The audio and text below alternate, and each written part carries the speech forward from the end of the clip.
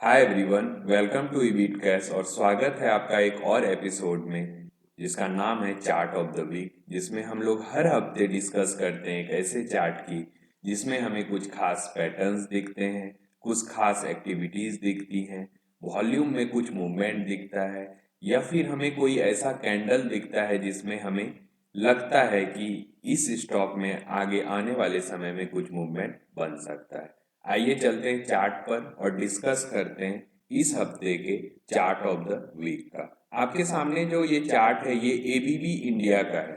पहले हम लोग जान लेते हैं कि एबीबी इंडिया काम क्या करती है।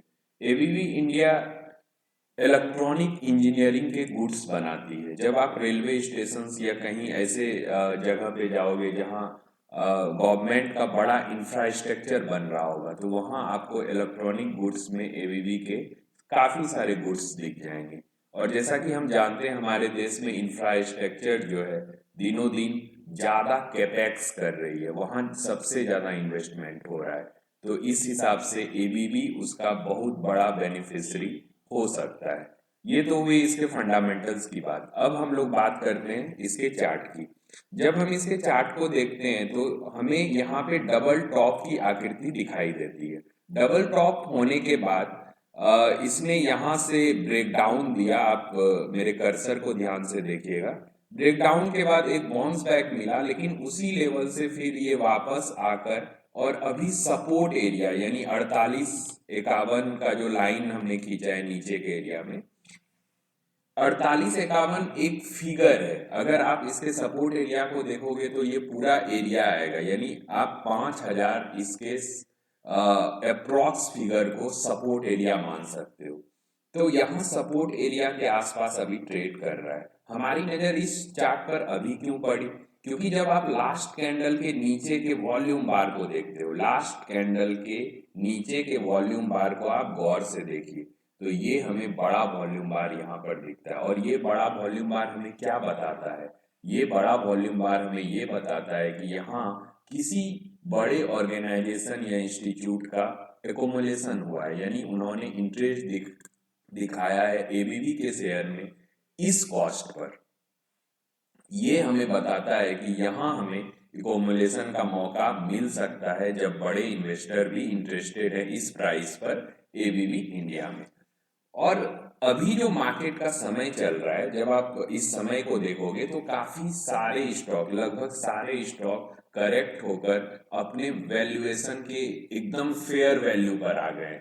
यानी कि अगर हमने कोई लिस्ट बनाई होती है क्वालिटी स्टॉक की तो अभी हमें उनमें से कई स्टॉक एक ऐसे प्राइस पर मिल रहा है जो हम सोचते थे कि अगर ये इस प्राइस पर आएगा तो हम एकोमुलेट करेंगे। एबीबी उनमें से ही एक है। हमारी नज़र एबीबी पे बहुत दिन पहले से थी, लेकिन ये 9000 के आसपास जब ट्रेड कर रहा था तो हमें इसका वैल्यूएशन सही नहीं लग रहा था। लेकिन चूंकि अभी ये 5000 के आसपास ट्रेड कर रहा है, हमें ये फेयरली वैल्यूड लग रहा है। और यहाँ पे करना क्या है? हमें बस वेट करना है कि जब भी ये सपोर्ट एरिया के आसपास के बाद कोई ऐसा वीकली कैंडल बनता है जो प्रीवियस वीक के हाई के ऊपर जाके क्लोज देता है, तो ये हमें कंफर्मेशन मिल जाएगा कि यहाँ से एबीबी में रिवर्सल हो सकता है। आगे आप देखोगे रेसिस्टेंस एरिया जो हमें दिख रहा है वो 7500 के आसपास है, यानी फंडामेंटली भी फेयर वैल्यूड स्टॉक है। यानी हम अगर टेक्निकल्स को छोड़ भी दें तो हमें डरने की जरूरत नहीं है। और दूसरा, टेक्निकली भी अगर हम देखें तो ये सही मौका है एबीबी जैसे स्टॉक को एकोमुलेट करने का, अपने पोर्टफोलियो में शामिल करने का।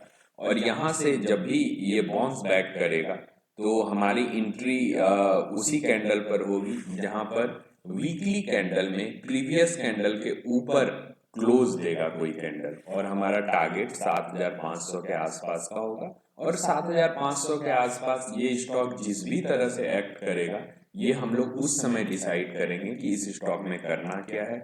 और हमेशा की तरह एक डिस्क्लेमर कि अगर आप एबीबी में किसी भी तरह का इन्वेस्टिंग या ट्रेडिंग बेट लेना चाहते हो तो अपने फाइनेंशियल एडवाइजर की राय जरूर ले लें। मिलते हैं अगले वीक अगले चार्ट ऑफ द वीक के साथ। तब तक के लिए सारे लोगों को बाय।